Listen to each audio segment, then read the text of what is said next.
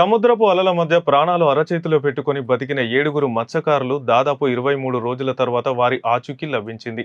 August 3న doctor BR Ambedkar Konaseema జిల్లా ఓడరేవు జెట్టి నుంచి వేట కోసం బయలుదేరిన బోటు గల్లంతైన సంగతి తెలిసిందే. 15 రోజులు గడిచినా వారు తిరిగి రాకపోవడంతో కుటుంబ సభ్యులు తీవ్ర ఆందోళన చెందారు. అధికారులను ఆశ్రయించడంతో మెరైన్ కోస్ట్ గార్డ్ నేవీ రంగంలోకి దిగి గాలింపు చర్యలు ముమ్మరం చేశాయి. ఎట్టకేలకు పశ్చిమ బెంగాల్ తీరంలో వారి ఆచూకీ లభించింది. జిల్లా collector doctor R Mahesh Kumar పర్యవేక్షణలో యంత్రాంగం రంగంలోకి దిగి వారిని సంప్రదించింది. ఏడుగురు క్షేమంగా ఉన్నట్లు స్పష్టం చేయడంతో అందరూ ఊపిరి పీల్చుకున్నారు. మరో 2 రోజుల్లో వారు స్వగ్రామాలకు చేరుకోనున్నారు. ఈ వార్త గురించి మరింత సమాచారం అందించేందుకు మా ప్రతినిధి విజయ్ అందుబాటులో ఉన్నారు. వడలరేవు ఏదైతే బోటు ఆచూకీ ఈ నెల 3వ తేదీన బయలుదేరిన బోటు ఆచూకీ లభ్యం కాక గత కొద్ది రోజులుగా కూడా వారి కుటుంబ సభ్యులు అధికార యంత్రాంగం కూడా తీవ్ర ఆందోళనలో ఉన్నారు. అదేవిధంగా సెర్చ్ ఆపరేషన్ కూడా చేపట్టడం జరిగింది. అయితే వీరంతా కూడా క్షేమంగా ఉన్నట్లు కొద్దిసేపటి క్రితం అయితే క్షేమ సమాచారాన్ని అందుకున్న అనంతరం అధికారులకు అయితే తెలియజేశారు. ఏదైతే ఈ బోటుకి సంబంధించిన సభ్యులు ఒకరు వాళ్ళ సోదరుడికి సిగ్నల్ అందిన తర్వాత సోదరుడికి ఫోన్ చేసి మేమంతా క్షేమంగా ఉన్నాము, పశ్చిమ బెంగాల్ సమీపంలో ఉన్నట్లుగా కూడా ఈ సమాచారం అందించడంతో వెంటనే అధికారులకు ఈ సమాచారం చేరవేశారు. దీంతో కలెక్టర్ అంబేద్కర్ కోనసీమ జిల్లాకు సంబంధించిన కలెక్టర్ మహేష్ కుమార్ వీరిని క్షేమ సమాచారం తెలుసుకున్న తర్వాత ఇదంతా కూడా అధికారులకు అందరికీ తెలియజేశారు. వీరిని స్వగ్రామాలకు రప్పించేందుకైతే ప్రయత్నాలు కొనసాగుతున్నాయి. ఈ వార్త తెలిసిన వెంటనే వారి కుటుంబ సభ్యులంతా కూడా చాలా ఆనందంతో ఉన్నారు. వారు ఎక్కడున్నా కూడా క్షేమంగా ఉండాలని ఇన్ని రోజులు కూడా ఆందోళనలో ఉన్నారు. సముద్రం వైపే వీరు రాక కోసం ఎదురు చూస్తున్న పరిస్థితి.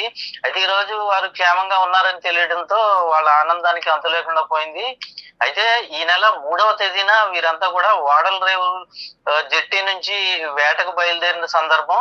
అయితే 5వ తేదీన సముద్రంలో అయితే అల్పపీడన ద్రోణి ఏర్పడంతో 5వ తేదీ అనంతరం వీరికి సిగ్నల్ కట్ అయినాయి. ఇక్కడ నుంచి ఫోన్లు కానీ వారి కుటుంబ సభ్యులు ఫోన్ చేసిన సందర్భంలో ఫోన్ కలవకపోవడం, దీంతో వీరు ఆందోళన ఉన్నప్పటికీ 10 రోజుల పాటు వీళ్ళు వెయిట్ చేసిన నేపథ్యం అంటే 10 రోజులు దాదాపుగా 10 రోజులు పడుతుంది వీళ్ళకు వేటకు వెళ్ళి తిరిగి రావడానికి.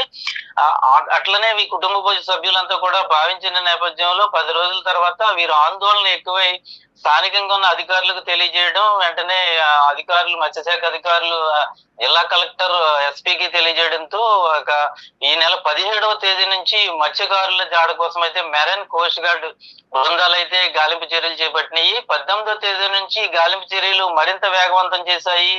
ఒక పక్క కోస్ట్ గార్డు అదేవిధంగా నేవీ కూడా ప్రత్యేక హెలికాప్టర్ల ద్వారా కూడా ఈ అన్వేషణ కార్యక్రమాన్ని అయితే చేపట్టడం జరిగింది. ఇన్ఛార్జ్ మంత్రి అచ్చెన్నాయుడు కూడా వెంటనే వాడలరేవు ప్రాంతానికి చేరుకున్నారు. వారి కుటుంబ సభ్యులతో మాట్లాడి వారికి ధైర్యం చెప్పడం జరిగింది. అధికారులంతా కూడా తాము అండగా ఉన్నాము, వీరెక్కడ ఉన్నా కూడా క్షేమంగా తీసుకొస్తామని వీరికి ధైర్యం చెప్పి ఇన్ని రోజులు కూడా అయితే దాదాపుగా ఈ రోజుకి 23 రోజులు గడుస్తున్న నేపథ్యంలో వీరు ఎక్కడున్నారనేది కూడా ఎవరికి అంతుపట్టని పరిస్థితి అయితే ఏర్పడింది. అంటే దాదాపు 300 వాటికల్ మైళ్ళు అంటే 400 నుంచి 450 కిలోమీటర్ల మేర గాలింపు చర్యలు చేపట్టినప్పటికీ కూడా వీరి జాడ తెలియకపోవడంతో అటు ఏదైతే అంతర్జాతీయ జలాలను దాటుకుని అటు శ్రీలంక వైపు కానీ ఇటు బంగ్లాదేశ్ వైపు కానీ వెళ్ళి చిక్కుకున్నారనే నేపథ్యంలో కూడా అధికారులు ప్రయత్నాలు చేస్తున్న నేపథ్యంలో ఈ రోజు వీరి జాడ తెలియడంతో అంతా కూడా ఒక్కసారిగా ఊపిరికి పీల్చుకున్న నేపథ్యం అయితే కనపడుతుంది. ప్రధానంగా కోనసీమ జిల్లాకు చెందిన వారే 7గురు మత్స్యకారులు కూడా అల్లవరం మండలానికి చెందిన కొపనాతి రామకృష్ణ ఆధ్వర్యంలో వీరంతా కూడా వేటకెళ్లడం జరిగింది. వాడలరేవు చెందిన పాలెం శాంతారావు, కల్లాటి శ్రీనివాసు, యేసుదాసు, కర్రి రాముడు, అలాగే కటరింకోన మండలానికి చెందిన సంగాని తాతారావు, పశువులంక చెందిన కర్రి సతీష్ వీరంతా కూడా క్షేమంగా ఉన్నారు. వీరిని రప్పించేందుకైతే అధికారులు ఏర్పాట్లు చేశారు.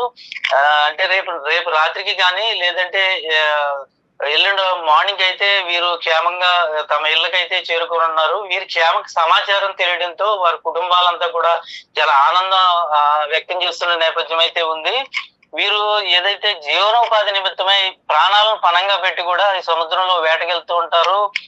కేవలం తమ కుటుంబాలను పోషించుకోవడం అంటే వీరిలో దాదాపుగా ఏ రోజుకి ఆ రోజే అన్న ఆ జీవన విధానం అయితే ఉంటుంది. ఈ వేటకి వెళ్ళటం ఇంత ప్రాణాలను పణంగా పెట్టి వేటకెళ్ళి ఆ జీవనోపాధి సాధిస్తున్న నేపథ్యంలో ఇటువంటి సంఘటనలు అయితే వారి కుటుంబ సభ్యులను అయితే తీవ్ర ఆందోళన నడుమైతే వారు ఏటకెళ్ళి తిరిగి వచ్చేంత వరకు కూడా ఆందోళన నడుమే ఈ కుటుంబ సభ్యులంతా కూడా జీవనం కొనసాగిస్తున్న నేపథ్యం అయితే ఈ గంగపుత్రులో ఉంటుందని మనం చెప్పుకోవచ్చు. అయితే ఈ విధంగా క్షేమంగా వస్తున్నారు అని తెలియడంతో వీరంతా కూడా వారి రాక కోసం ఎదురు చూస్తున్న పరిస్థితి అయితే ఇక్కడ కనపడుతుందండి.